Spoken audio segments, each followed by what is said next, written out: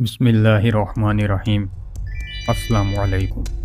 ایک کائنات کی وسعت کی سیریز کا دوسرا پارٹ ہے۔ قبل مشاہدہ کائنات کے بارے میں آپ کیا جانتے ہیں، اور سائنس نے ہمیں قبل مشاہدہ کائنات کے بارے میں کتنا بتایا ہے؟ اس کے بارے میں آج آپ کو وہ معلومات دوں گا کہ دنگ رہ جائیں گے۔ قبل مشاہدہ کائنات وہ ہے جو اب تک ہم کھوج سکے ہیں، جو دیکھ سکے ہیں، لیکن جو ہم نے اب تک کائنات کھوجی ہے وہ 5% بھی نہیں۔ چلے یہاں کائنات کی وسعت کا تھوڑا سا جائزہ لیتے ہیں، اور ہم اپنے پیارے سیارے زمین سے شروع کرتے ہیں۔ یہاں سے ہم کائنات کے سائز کا اندازہ لگاتے جائیں گے۔ ہماری زمین کی سیٹلائٹ چاند سب سے چھوٹا ہے۔ ہماری زمین میں تقریباً 4 چاند سما سکتے ہیں، جبکہ ہمارے سولر سسٹم کے سب سے بڑے سیارے جوپیٹر میں ہماری جیسی تقریباً 1321 زمینیں سما سکتی ہیں۔ اور بات کریں سورج کی، تو سولر سسٹم کا ایک جائنٹ سٹار جس میں ہماری زمین جیسی 1.3 ملین زمینیں سما سکتی ہیں۔ اور وہیں ہمارا نظام شمسی کا دیو قامت سیارہ جوپیٹر 1096 بار سورج میں سما سکتا۔ ابھی تو شروعات ہوئی ہے۔ اب تک کھوجے جانے والا سب سے بڑا سیارہ یووی سکوٹی ہے، جسے ہائپر جائنٹ بھی بولتے ہیں، جو اتنا بڑا ہے کہ ہمارے 5 ملین سورج نکل سکتا ہے، پھر بھی اس کا پیٹ نہیں بھرتا۔ آسان الفاظ میں سورج ہائپر جائنٹ کے مقابلے میں ایک فٹ بال کے گراؤنڈ جتنا ہے۔ مزید آگے چلیں تو ہماری کہکشاں ملکی وے کا قطر تقریباً 1,00,000 نوری سال ہے۔ اس کا مطلب ہے کہ اگر ہم روشنی کی رفتار سے سفر کریں تو بھی اس کہکشاں کو پار کرنے میں ہمیں 1,00,000 نوری سال لگیں گے۔ یہاں آپ کو بتاتا چلوں کہ نوری سال اس کو کہتے ہیں جو روشنی اپنا سفر 1 سال میں طے کرتی ہے۔ جی ہاں، وہی روشنی جو 1 سیکنڈ میں ہماری زمین کے ساتھ چکر لگا لیتی ہے اور خود کو ناقابل تسخیر سمجھتی ہے۔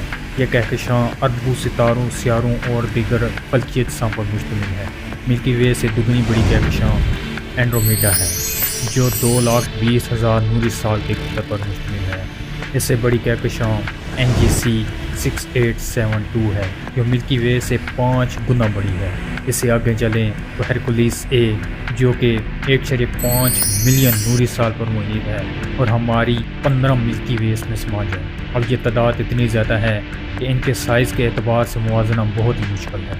تاہم اب تک کی کھوجے جانے والی بڑی کہکشائیں، جن میں جنٹل جائنٹ UGC 2885، جسے روبن گلیکسی بھی کہا جاتا ہے، جو 2.5 ملین نوری سال بڑی ہے۔ اس سے آگے جس گلیکسی کی بات کرنے جا رہا ہوں ایک دیوہیکل، اور اب تک کی کھوجے جانے والی سب سے بڑی کہکشاں IC 1101 ہے، جو تقریباً 1.07 بلین نوری سال دور واقع ہے، اور اس کا قطر تقریباً 4 سے 6 ملین نوری سال ہے، جس میں تقریباً 40 سے 50 ملکی وے کہکشائیں سما سکتی ہیں۔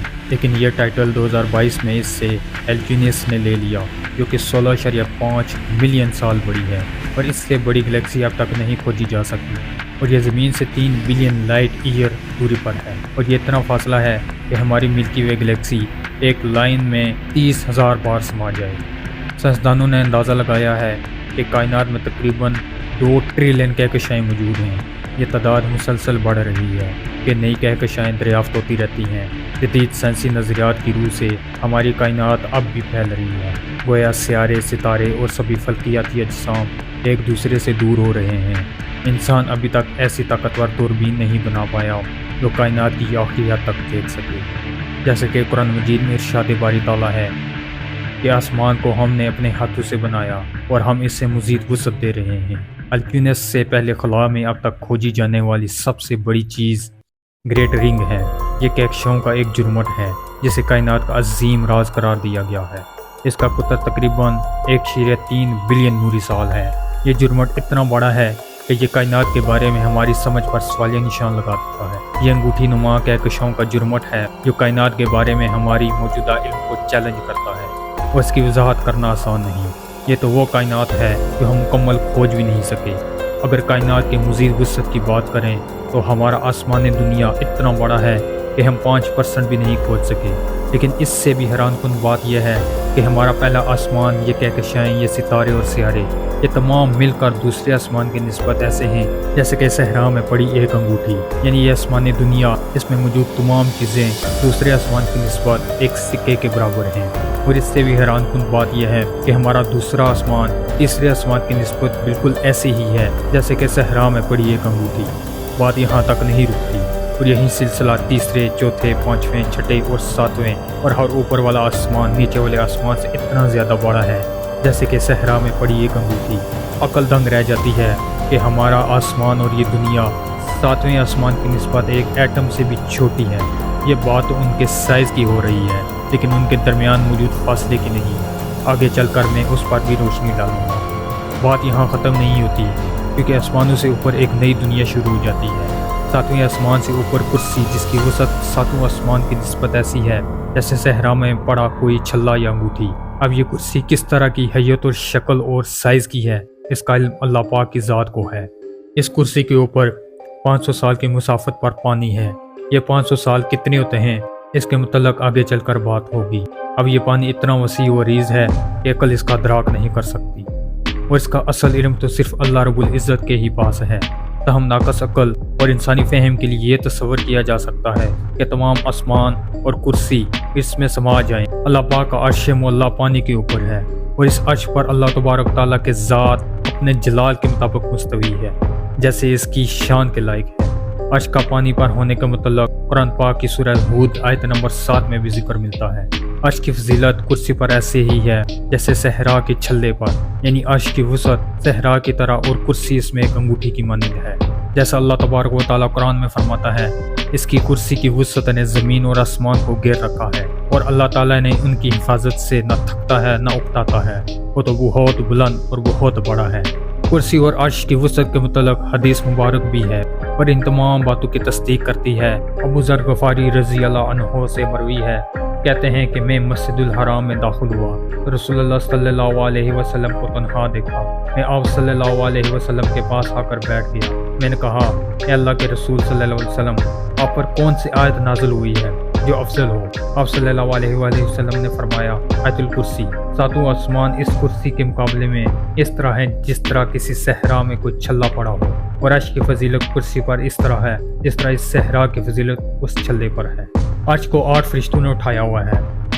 اب دماغ کے سارے خانے یہاں خالی ہو جاتے ہیں، انسان کی عقل جواب دے جاتی ہے، اور تصورات کی کھڑکیاں بھی چھوٹی پڑ جاتی ہیں کہ اگر عرش کی وسعت اتنی ہے تو اس کو اٹھانے والے فرشتے کتنے بڑے ہوں گے۔ عرش کے فرشتوں کے بارے میں قرآن میں بھی ذکر ہے۔ عرش کے اٹھانے والے اور اس کے آس پاس کے فرشتے اپنے رب کی تسبیح و حمد کے ساتھ ساتھ کرتے ہیں، اور اس پر ایمان رکھتے ہیں، اور ایمان والوں کے استغفار کرتے ہیں۔ فرشتوں کی جسامت کے بارے میں حدیث پاک میں حوالہ ملتا ہے۔